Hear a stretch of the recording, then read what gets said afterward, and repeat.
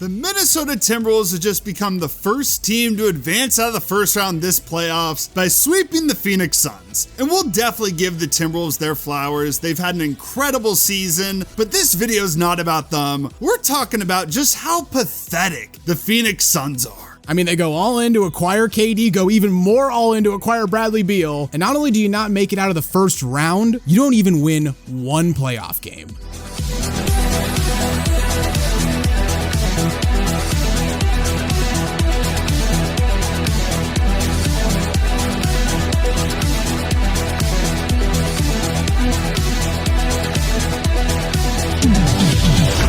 Before we start talking about how pathetic the Phoenix Suns are, please give the video a like, subscribe to the channel, and hit the notification bell so you never miss out on any new videos. Everything was going great for the Phoenix Suns in 2021. They finished with the second best record in the NBA. They beat the defending champion Los Angeles Lakers in the first round, gave LeBron his first ever first round series loss, swept Jokic and the Denver Nuggets in the second round, beat the Clippers in the Western Conference Finals, and then in the NBA Finals once again, everything's going great. You're up 2-0. Chris Paul, he's finally gonna get that first ring. And everything's been downhill since then. Really, just everything since then. Giannis goes nuclear on them. They lose the series in 6. The following year, though, they actually were somehow even better, at least record-wise. They won 64 games, best record in the league, best in franchise history. Had that like shaky first round against the Pelicans, but got the job done in 6. And then they matched up with the Mavericks in the second round. I mean, it looks like their path to the NBA Finals once again was set. It did. They were up 2-0 in the series. Mavericks, though, they responded. They won games 3 and 4. But I mean, at that point, it's an even series. The Suns are the 1 seed, Mavericks are the 4 seed. You're still thinking they're gonna win. They won game 5, blew out the Mavericks, but then, oh man, Dallas won game 6, and then in game 7, I mean, I still fully expected Phoenix to win this game, and boy, they put on maybe the biggest stinker in NBA history. I mean, this game was what, 54-27 at halftime? Yeah, I mean, just so many embarrassing moments. There was that Luka crossover. There was Luka looking up at D-Book. Just that meme will live like an infamy. There was Chris Paul hitting the 3 to cut the lead down to 42. Yeah, there was that moment too. One of the just most embarrassing losses, especially an elimination game of game 7 in NBA history. Nothing will top that. I can't remember another moment like that. Best part of the game is in the second half as the Mavericks are going off and hitting threes. Occasionally on the broadcast, they'll flash to Suns fans in the audience. They can't believe what's going on. This game 7, their 64 win team at home getting railroaded. The following season, the Suns regressed. They were basically like a 500 team for most of the year. And then at that point, they decided to throw all their chips in to acquire Kevin Durant from the Brooklyn Nets. They sent out Mikal Bridges, Cam Johnson, 4 first-round picks, and a pick swap to get KD. But I think for the most part, people viewed this as a good trade for the Suns. You're getting KD. He's one of the best players in the league. You pair him with D-Book. That's one of the best duos in the NBA. I mean, we were just mad Kevin Durant didn't go to the Blazers, but from the Suns' perspective, people thought this was a good trade. KD, though, he was still injured, so took some time before he was going to make his Suns debut. It was highly anticipated. Finally, he was going to get out there for the Suns, and then, of course, he has a fluky ankle sprain in warm-ups. So his debut got pushed back, had to wait a little longer, but overall, in the games he actually played, Suns went 8-0, and they were looking great heading into the playoffs. In the first round, they took out a very weakened Clippers team in the first round. I mean, it obviously wasn't the Clippers at full strength. Then in the second round, you get the Nuggets, and, I mean, they played them, to be honest, about as tough as anyone else did. Took them further than anyone else did, but again, in game 6, you get thrashed on your home floor. KD and Booker were really great in this series, except for game 2 where they were god-awful, but the Suns, they didn't have any depth, and after Chris Paul went down in game 2, they were cooked. Yeah, it just kind of felt like you had your superstars. KD and Book were amazing. They proved that they could ball out as a duo together, but they just didn't have like anyone around them. So that was really the thing during the offseason. They were going to need to put pieces around those guys, and they had a crazy ass offseason. They completely reshaped the roster. First, they sent out Chris Paul to the Wizards, got back Bradley Beal, also sent out any picks they had left, like a first round pick, and then just every second they had. They acquired weird use of Nurkic as part of the Dame deal. Also got Grayson Allen and Nasir Little for sending out DeAndre Ayton. And then just a bunch of other random guys they signed: Eric Gordon, Drew Eubanks, Utah Watanabe, Keita Bates-Diop, Bol Bol. Overall, I thought they had a solid offseason. You get Bradley Beal, that's another scorer who can ease the burden for KD and Book. And it seemed like they signed enough guys where they'd have enough depth to help out the big three. Before they even signed any of those guys, though, lest we forget, fired Monty Williams. Yeah, that is true. A guy who had just won Coach of the Year. Took you to the finals, like, had led you to more success than you had seen, what, since like the 90s when Charles got you to a finals? Yeah, I guess D'Antoni, like, that was that era as well. But yeah, the closest thing since those. Brought in Frank Vogel, which also seemed like a good hire. I mean, a defensive coach, had just won a title like 3 or 4 years ago with the Lakers. That was a shocking fire, to fire Monty Williams after everything he had just done for them.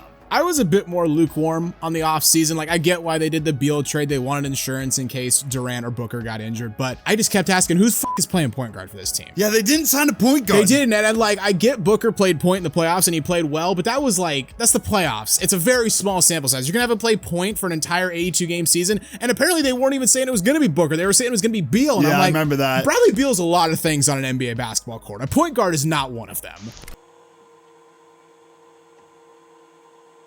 So now let's talk about this season. Things immediately did not go as planned. First of all, Bradley Beal was dealing with a back injury. He missed like the first 2 weeks of the season. The Suns started 2-4. That included back-to-back home losses to the Spurs early on. Not a very good sign for a Spurs team that was pretty I was gonna say, even worse in hindsight. Yeah, and then it just took forever for the big three to make their debut together. Like, once Beal got back, like KD was out or Book was out, and we kept getting tempted by it. It was like, oh, they're gonna make the debut tonight. Then 2 hours before, it's like, Kevin Durant's out tonight. And eventually they'd make their debut all the way in December 13th against the Nets, a game they'd lose. Typical.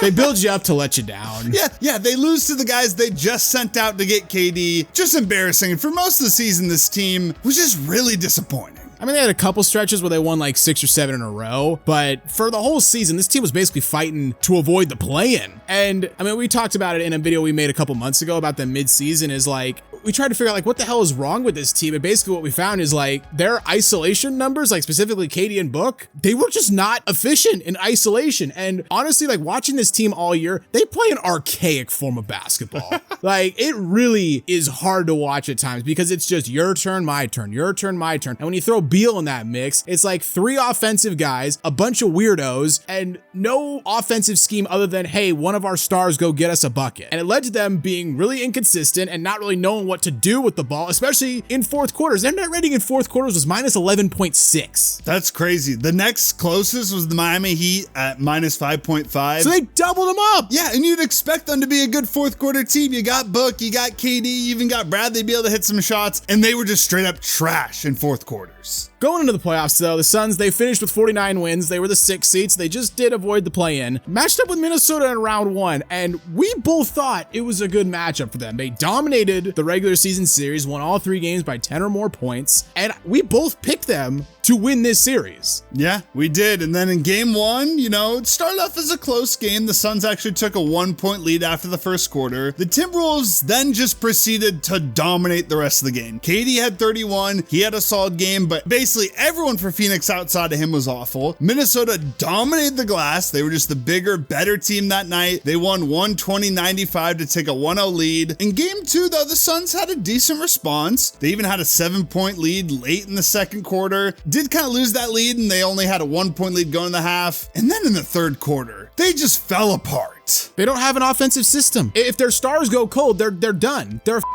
like, it's just give the ball to your stars and pray that they take you to the promised land. And Beal is not what he was anymore. Durant, as good as he still is not prime Kevin Durant. And I don't think Booker's good enough to have that offensive load either. No, he's not. The Timberwolves outscored the Suns 31-21 the third. And from there, the Suns just never made it close. They'd lose 105-93 to take a 2-0 lead in the series. And that brings us to game 3. It's an obvious must win for the Suns. And once again, like, you know, they kept things pretty close in the first half. The Timberwolves built up a slight lead, took a 6-point lead going to halftime. But what's up with these third quarters? Just another third quarter collapse from them. I keep saying it. This is a team with no offensive identity playing against the best defensive team in the NBA. Like, It is a recipe for disaster. We both believed them because we saw the regular season results, but this series is evidence enough that you have to completely throw out regular season results when you're talking about the playoffs, because it's a completely different game. The Suns out there on offense look lost. The Wolves are owning them. And if you go all in for this super team, you know, they got new ownership too. Their new owner has invested heavily. He has completely sold the future of this franchise out, and you can't get out of the first round. I mean, that's the thing. They don't have the depth. Like, super teams don't work anymore. Like, when Nickeil Alexander-Walker's balling out for the Timberwolves, Suns got no answer for that. Like, Royce O'Neal ain't doing that. Eric Gordon ain't doing that. They don't have a Naz Reid. The Timberwolves have the 6th man of the year. You gotta have depth. Like, it's not super teams. It's not big threes anymore. It's one superstar, like one supporting star, and then a deep team. And the Suns don't have that. They have 2 superstars, a washed up star, and then besides that, they don't have.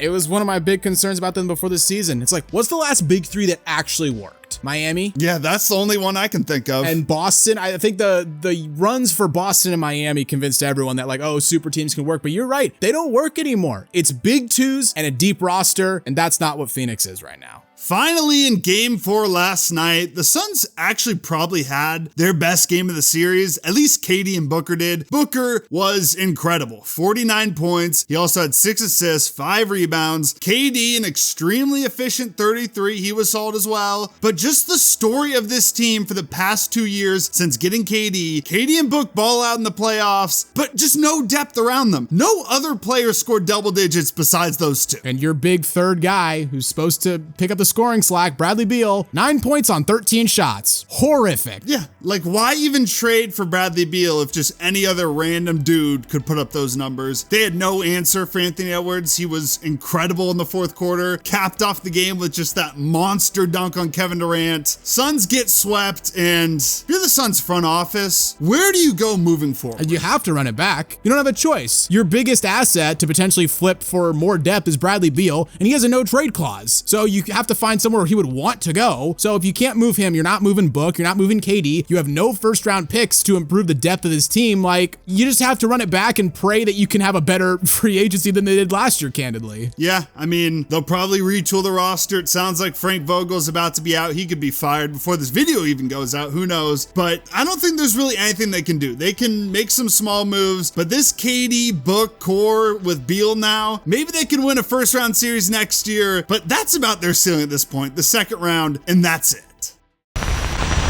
So what do you guys think? How would you recap the Suns season? And did they have any chance to do anything moving forward? Let us know in the comments below. If you enjoyed the video, please consider giving a like. And hey, while you're here, check out some of our other content as well. Don't forget to subscribe to Synthetic Sports.